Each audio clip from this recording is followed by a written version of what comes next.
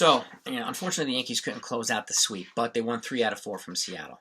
Today was kind of a frustrating game. They lost 2-0, but some of the things that were so frustrating is they've kind of come back to their, at least today, to come back to their frustrating ways of striking out too many times with runners in scoring position, blowing opportunities. It was just a frustrating day offensively. And Luis Hill had a great game. Okay, he showed poise, command. I like his skill set. I like his just intangibles, his attitude. It's great. And he threw 5 shutout. Okay, and then he came in, and Licky came in and gave up a run. Like the bullpen didn't do too bad. Gave up 2 runs. It's just the Yankees' offense was non-existent today. And even with all the stuff that's going on, guys being out of the lineup and such, they were inconsistent before all this stuff happened. And one of the problems with the Yankees lineup is some guys get hot, the other guys get cold, and then vice versa. And they're never really kind of clicking together, and they haven't been this season at all. So, and that goes to, I think it boils down to some of the coaching as well on the hitting side. I mean, I don't know if Marcus Sims is going to make it past the season. And guys like Gleyber Torres having a frustrating season, like, trying to hit 500-foot home runs every at bat. It's not, why? I know it's sexy to hit the home run. You had almost 42 years ago, but like singles and doubles and moving guys over and is a good way to play ball. Manufacturing bases runners, manufacturing runs, playing small ball, playing medium ball, and not necessarily trying to be Babe Ruth every time. I know he had 3 hits. He was pretty much the offense that he had 3 hits. So 2 doubles and a single, and he made a really great defensive play in the field, as did Luke Voit, who made a great play to get a guy out for Luis Hill, who was pumped after he got that out. So it's good to see Luke Voit back. It sucks to see Anthony Rizzo out. But at the very least, if Rizzo's out, having Voit in, not a bad replacement. So not bad at all. But again, 3 out of 4 I'll take. But I think the Yankees and the Mariners are a bubble wild card team too. So I know some folks like to say they're terrible. They're not terrible. They're hanging around still. They're in the running for a wild card. So I want to give them credit when it's due.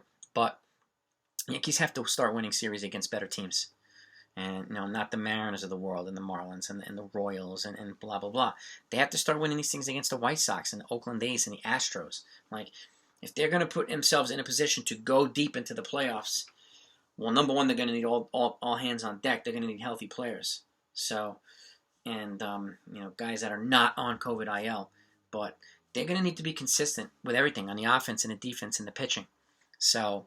And it's not easy to do. Not many teams do it, and it's going to be really hard against the juggernauts like the Padres and the Dodgers. But that said, they have the talent on paper to do this. They really do. And I was just talking to Derek, Lewandowski over at MYY Recaps. If you haven't seen his channel, take a look at it. It's a really great channel, and really great baseball channel. But we were just talking about this, and these are the things that we both notice about the team. And aside from some of these other frustrating things with these constant flare-ups and all these things, whatever, but the inconsistency of this offense is mind-bogglingly frustrating. And it's like, Jesus, guys, can we just get it consistently? And I know they just won 5 games in a row. Their 6-game winning streak was snapped. 5-game winning streak was snapped today. But by a team that was, just better than us today. They pitched better and in the bullpen. But they shut the bats down. And that's what they do. And, I want to see more. I mean, we should see more bunting, more moving runners over, even sac flies. And we talked about the Yankees of the late 90s, like the Tinos and the Brociouses of the world. And those guys, it was impossible to get through that lineup. Impossible. Somebody was being moved over. Somebody was being driven in. And clutch players across the board, whether it was Homer Bush stealing a key base or Tino hitting a key home run, Brocious moving a guy over, Chuck Knobloch. Like, we need to see more of that from not only Stan, but Aaron Judge, too. Okay? He's not been clutch as some folks think. And I know he's the face of the franchise. He's the guy. I get it, but that said, we need to see more of it from him.